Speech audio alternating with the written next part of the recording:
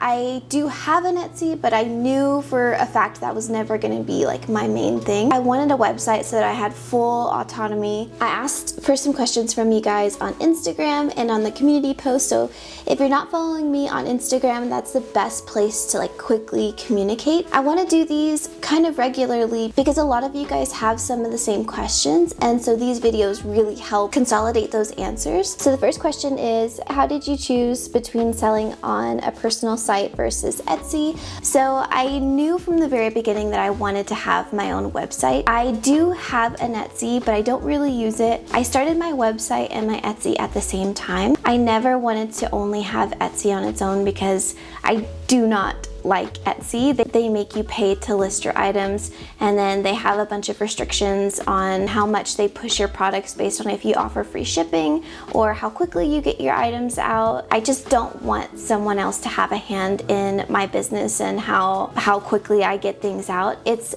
a handmade platform, so I don't know why they penalize people for having like a processing time, and then also giving preference to people who can charge free shipping. I don't particularly like that because everyone's business model is different. For me, that's not a huge deal because my jewelry is really light, so shipping doesn't cost a lot for me unless it's tracked and insured. But if someone's selling t-shirts and someone buys, 10 t-shirts, that's going to be a heavy box, and now they need to offer free shipping in order to be pushed more. It's not their fault that their product is heavier. Another thing I don't like about Etsy is that they can put holds on your funds. There was a time where they held all of my money for almost 3 months. They would release it incrementally, and there was no reason for it whatsoever. I had been selling on Etsy for I think a year when they randomly decided to start holding my profits, and then they would just release a few $100s every now and then, and it was a pretty good chunk of money that I had with them. I think it was over $1,000 that needed to come back to my bank account because I used that money to make the things that people order. So again, that's another thing about Etsy, is you've got someone else's hand in your business and you're going by someone else's rules. You don't own your page. I've seen people that they've been locked out of their Etsy, or they've been kicked out of their Etsy for whatever reason. So yeah, I do have an Etsy, but I knew for a fact that was never going to be like my main thing. I wanted a website so that I had full autonomy. I could capture all of those emails for my email list. I wanted to be able to control my shipping times and recoup those funds when people bought their pieces. No one can take away my website. So I think if you're starting off new and you're torn between which one to do, just do both. There were months where I had way more sales on Etsy than I had on my own website, and that was great. I've always viewed Etsy as, yes, it sucks because I'm paying to get those sales, but that's money that I wouldn't have had otherwise if I didn't have Etsy. So there was like, I think 2 months on Etsy where I don't know what happened, but one of my products just kind of like blew up, and I made a few $1,000s from that one product, and that died off. But if I didn't have Etsy on there, then I would have never made that money. I did end up paying a few $100s in fees because they were running ads on that piece, I believe. And so when they run ads on one of your items, they take a bigger chunk of it. But that, again, that was money that I wouldn't have had otherwise. So one of the tactics that I use to pull people from Etsy to my website is whenever I send them their piece, I send them a thank you card, and it has a discount code, but only for my website. So it lets them know that I do have a website, and if you use it next time, you will be rewarded. So I don't think that you shouldn't do Etsy, but I think that you should have like a backup plan, or your plan maybe shouldn't be to always be on Etsy. Now, there are people who are super successful on Etsy and that's their full-time thing, and that is amazing, but it terrifies me to think of putting my stuff in someone else's hands only. So, do you account for shrinkage during casting when making the wax ring?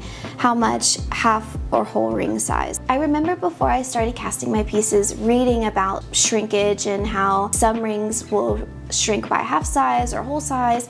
I have never ever experienced shrinkage in my work. Even when I was mailing it out to a different caster, I never had any sort of shrinkage. I don't know if it's because I'm working in wax and not resin, or if it's because I don't know. I've just never had it. And yeah, if anyone knows why that does happen sometimes, Put it in the comments. What brand of torch do you use? So I'm still using my Durston torch. I don't think there's any other specific name than that, but you can get this from Rio Grande. I use it for all my soldering, even soldering chains. It's worked out just fine for me. The only time it hasn't been enough for me was when I tried sand casting and I was trying to melt a crucible of silver, and I burnt out my last one because it couldn't produce enough heat. So that is why I want a Smith little torch, so that I don't always have to use my furnace when I'm melting my metal if I'm casting something really small. I like my Durston torch, and I think it was maybe $80. How did you get your business started? What are the basic steps? I have a whole video on how I started making jewelry. The first thing I did was thought of a name, which was the hardest thing because I wanted to use my name, which is Adriana, and every rendition of that was taken. And then I tried Adriana Rose because it's my middle name, and that's also taken. So I landed on Matera Made Jewelry. So I picked out my website name, I registered my domain with Shopify, I secured my website. I then went and did the same thing with all the socials, so Instagram, TikTok. I registered Matera Made Jewelry, and then I went from there. And I started with clay jewelry, and then I used those proceeds to get into silver and build my business from there. I do everything as a sole proprietor right now. It's a separate credit card that I use for all of my expenses, which keeps everything nice and separate. I mean, that's pretty much the basics of starting your business. I had my original logo made on Fiverr, and then I ended up making my own when I kind of rebranded on Canva Pro, which saved a lot of money. And then I got most of my stuff from Sticker Mule, so like my stamps and my stickers and all of my branding stuff I got on there, and how I started like the whole business. I registered for my EIN number online. Do not use the websites that try and charge you to get your EIN number. It's an employee identification number, and there are so many websites. When you Google how to register for that, there are a lot of websites that will tell you that they will do it for you and they will charge you a few $100s. It is the quickest thing and the easiest thing that you can do when getting started. So when I started, as far as like the nitty-gritty of like business stuff, that would have to be a whole other video, like taxes and all that type of stuff. But that's pretty much how I started. I had my product, I chose my name, I got my website, and it just snowballed from there. Okay, so how is the wreath pendant set? Is it a bezel? How do you push that much metal over? So I think I have a clip of me setting the wreath necklace, and I'll insert it if I do, but I guess it's technically a bezel setting. Whenever I create it in wax, I build up a little bit of wax above the stone, not over it, but in height.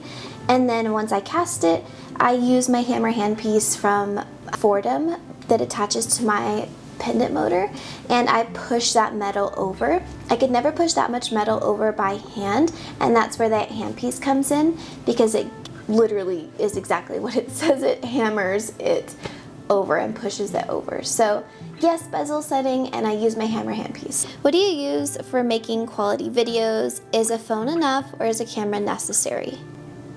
So I think a phone is enough. Yes, I think a phone is enough. A phone these days is enough if you use your back camera. I thankfully already have my camera. I use a Canon 90D because I had it for like photography and taking pictures of my jewelry and things like that. And I love my camera, and I do think having a camera that's not a cell phone helps produce higher quality videos, just better made. I mean, that's like meant to be a camera for videoing and picture taking, and this is meant for everything. I do think that if your phone is all you have, like, absolutely go for it. There are plenty of people who that's all they film on. I think right now the things that matter the most are like your actual content itself, what you're talking about, your creativity, and audio before visuals. I honestly would have never bought a camera unless I knew that this was something that I wanted to do, and like I did it for a while and I really liked it. I would have started with my phone for sure, and then once I spent some time doing it and I knew it was something I was gonna stick with, then I would buy a camera when you're able to, but I don't think it's super necessary. Do you calculate out how much silver you need to cast an item, or just eyeball it? Never eyeball it. I always calculate it out, but there's a super easy resource online And I have some clips, so I'll insert it, but just weigh your wax once it's already all attached to the sprue tree. Weigh that, and then you put in how much that weighs in grams on this calculator online, and then tell it what kind of metal you're going to be pouring, and then it will tell you exactly how much metal that you need to melt to cast your piece. So I don't know if it really gets much easier than that. Definitely, I do not recommend eyeballing it. Just use that online calculator. I will link it in the description in case you need it. And yeah, no, I do not eyeball it at all. What do you use to smooth out your wax before casting to ensure less finishing of the cast? Before you cast your piece, you want to make sure that it's as smooth and blemish free as possible, because then it's less cleanup once it's already cast in whatever metal. So I used to use alcohol. I used to like dip a Q-tip in alcohol or like lighter fluid to smooth out my piece. I don't really do that anymore just because I found that it wasn't really necessary. Also, most of my pieces are very heavily textured, so I'm not really trying to smooth it out. There are a few pieces that I've made that were like perfectly smooth, and for those, I just go in with my X-Acto knife or with any of my carving tools and just make sure it's really smooth and carve it very smoothly. And then I do think it would be good to go in and smooth, if you're working with something that's supposed to just be completely flat and soft, and like smooth it out with lighter fluid on a Q-tip or alcohol on a Q-tip, and it will give it a smoother surface. I always make sure that my stones fit perfectly without having to push them in before I cast them. If I'm hollowing anything out, I do it beforehand. If anything is supposed to be smooth, I do it beforehand. So yeah, that's what I do and what I don't do. How do you work out your pricing, particularly for pieces that include gemstones? I don't know if I price things correctly. And I will say, in the beginning, I'm pretty sure I was like paying to do this because I was not charging what I was supposed to. And I think I've gotten better at it, but I think I probably still should charge more than I actually do. However, I will say charging the correct amount is insanely important. I'm glad I found it out early enough, because I never would have been able to grow and invest in my tools and invest in, you know, everything, buy better gemstones, buy better materials,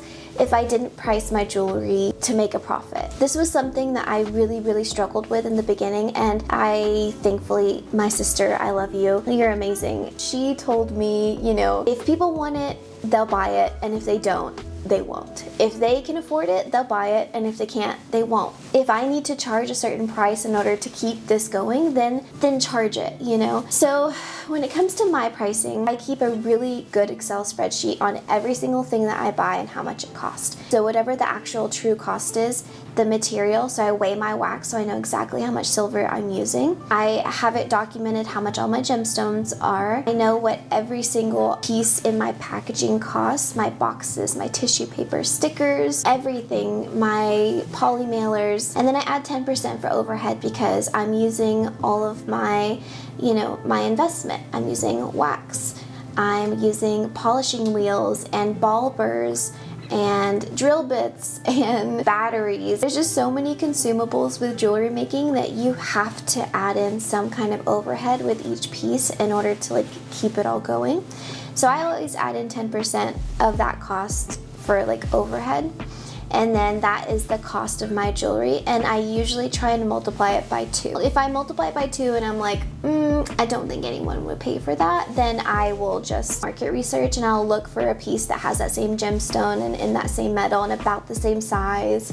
But I never ever sell a piece that I make less than 30% or 40% on, because I literally could never keep this going if I did. So don't be scared to price your jewelry to what you need it to be in order to survive, because not only do you have to keep your business going, but you have to pay yourself a livable wage. So just price it in a way that you can survive and thrive and grow. Soldering gold filled, and do I enjoy casting, and how do I plan out content?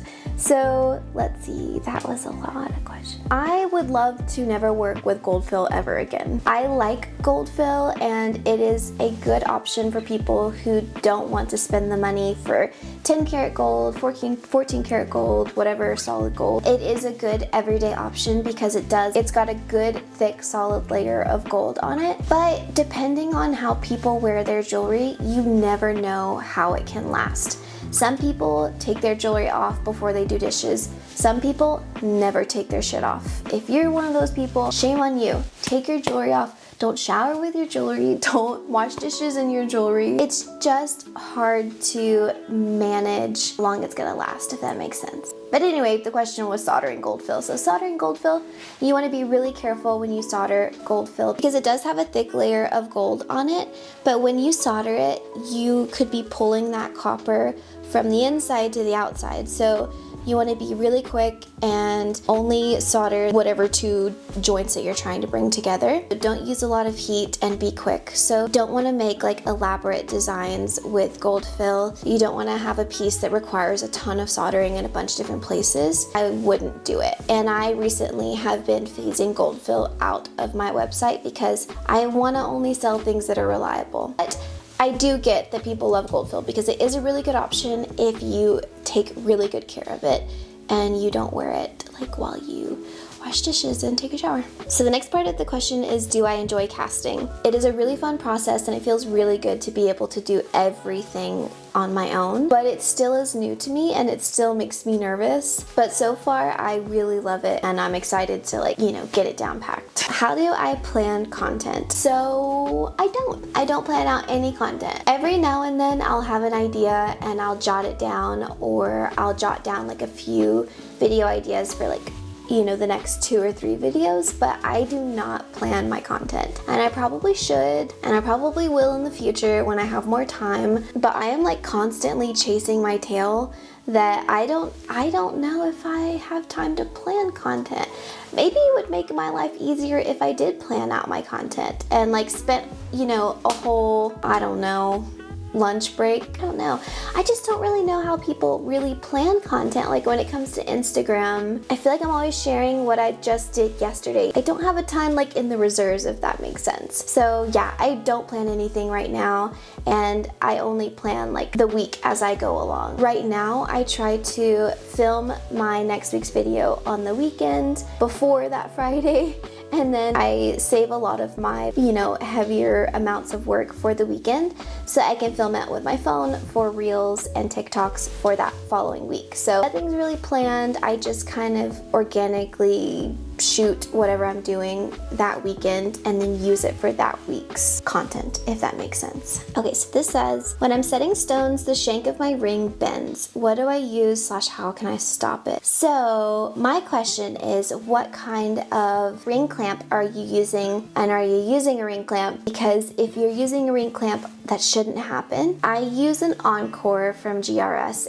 It fits the whole ring shank down in the clamp and then it tightens on it, so it can't bend. If you're not using one of those, you can get an Encore. They are a little bit pricier, and so there are cheaper options. You can get the wooden clamps, and those work just fine. I use those for a really long time. So if you're not using a wooden clamp or any kind of ring clamp, I believe that wooden ring clamp you can get on Amazon. And I'll link it in the storefront if you need one, but definitely use some sort of ring clamp. So I hope that helps. Does casting at home make your energy bill really high? So I haven't noticed my energy bill any higher than normal, but also this is my first time living in the States in a house that doesn't have AC, so I don't really have anything to compare it to. My energy bill right now has been about 120 and we don't have AC, so maybe, but also maybe not. I don't really have anything to compare it to. It's about 120. I don't have AC, so it's just powering lights and basic things that are being plugged in. So compare that to your utility bill and then you can decide if that's high or not. What stones have you successfully cast in place? Love your work. Thank you. So one of my new pieces is an emerald ring, and I'll put a picture right here, and it's the first ring that I've ever cast in place, and it worked perfectly, but I made one mistake, and that is that I quenched the flask after I poured the metal, which is a huge no-no when casting in place, and it left a fissure in the inside of my stone. So it didn't crack the outside of my stone, but it left a little line through the inside of the stone. So if I would not have quenched that ring, it would have worked perfectly. So use that for yourself, and when you're casting a stone in place, do not quench that flask. I just, thermal shocked that stone. What tips do you have for sourcing gemstones online? If I'm able to, I try and get all of my gemstones from a reputable source like Rio Grande, Whenever I was in England, I got a lot of my gemstones from Cooks on Gold. Rio Grande is where I get a lot of my gemstones, and then I do shop some places on Etsy as well. I try and shop in the United States just because it's faster shipping times, but also I know that it's not going to come from any like conflict area. The places that I know don't have any sort of like child labor situations going on. I only shop at places that have a lot of sales and really good reviews. You will find out very quickly from reviews if someone got a fake gemstone or if the gemstones aren't what they looked like on Etsy. People will put that on there. What's your next investment piece for your business, equipment, or anything? I really want a microscope so that I can start setting smaller gemstones and just get closer to my work. But then I also want really badly a pneumatic graver from GRS so that I can start engraving without having to use my own muscle. I think those two would probably be my last big purchases. And I will be purchasing those. It's just gonna be like way later down the line. I'm planning to make the rubber mold to inject the wax into it. So last week I bought some stuff to make silicone molds of my work and a wax injector so that I can start making multiples of my pieces and not spend hours and hours recreating the exact same piece over and over again. So yes, it won't be rubber, it will be silicone, and I will be able to make multiple copies of my works. Do you outsource any elements of your business? Do you exhibit at craft fairs? Lastly, any advice on how to record videos for marketing if you're not photogenic? So I did used to outsource casting, and that was the only thing that I would outsource, and that was before I got my equipment. I do think that outsourcing is great. I probably should outsource some of the things that I'm doing, but I wanted to cast. I wanted to have my hands in everything, and I know that may not be like a smart business choice. That was something that was important to me, to like do everything, and it's fun. I like learning new things. So as of right now, I don't outsource anything. I do everything in-house. As far as craft fairs, I did do some markets when we were living in England. It was really fun. I love doing craft fairs. It was a really great way to market my business and to get like in real-time feedback. But then you'd have those people that would walk by and like, you know, pretend like you weren't there listening and watching them, and they wouldn't acknowledge you, and they'd walk by and they'd look at your stuff and they'd go, expensive. So if you go to markets, just be prepared to like hear opinions that like people shouldn't really say out loud. But anyway, overall, I loved doing markets, and I would do them again if it was the right market. Toward the end, I stopped doing them just because the pieces that I was making were starting to get more expensive, and the markets that I were attending weren't that market. So no one was going there to drop $100 or $200 that day. Everyone that was going there wanted to just eat and like buy small gifts, which I totally get. It would have to be like the right market. Okay, advice on how to record videos for marketing if you're not photogenic. So I think if you feel like you're not photogenic, you gotta just get photogenic. When you're small, you don't have access to like models or whatever, and a lot of the times when you have that opinion of yourself, you're the only one that thinks that. So I think when it comes to taking pictures and videoing yourself, being the person in front of the camera, I don't think it's always that you're not photogenic, it's just that you're not comfortable. So that type of stuff like takes practice. So get in front of the camera, you know, or the mirror, and do poses, or get on Pinterest and look at product photography or like jewelry photography and get ideas of poses. And that way, like that type of stuff, like having those ideas already in your head, that will raise your confidence to get in front of the camera, like feeling like you already know what you're gonna do, or you have ideas. But also, another good thing about making jewelry is that it's small and you don't have to put your face in it if you don't want to. So whenever I was first making jewelry, I was only making earrings, and I have big ears, okay? Don't anyone say any different, because I know I do. I'm not self-conscious about it. They're just big, okay? I was starting a business that involved earrings. Do you think I wanted to take a picture of these? I didn't, but I did anyway, because who am I gonna put earrings on? Not Tom, not Isaac, only me. And you know what? Eventually, I stopped hating my ears. And if someone thinks that my ears are big on Instagram or on my website, fine. I don't care. They're the ears that are attached to my head. I can't do anything about it. But what do you think about the earrings? Because I did make those and I want to know what you guys think of those. Everyone has something that they don't like about themselves, or you don't feel like you can take a good picture, but it just takes practice and doing. Like, you just have to like get past it, you know? Get past the big ears. You can do it. The last question is, in terms of self-motivation and feeling like you were good enough, how do you stay motivated to practice when you're new?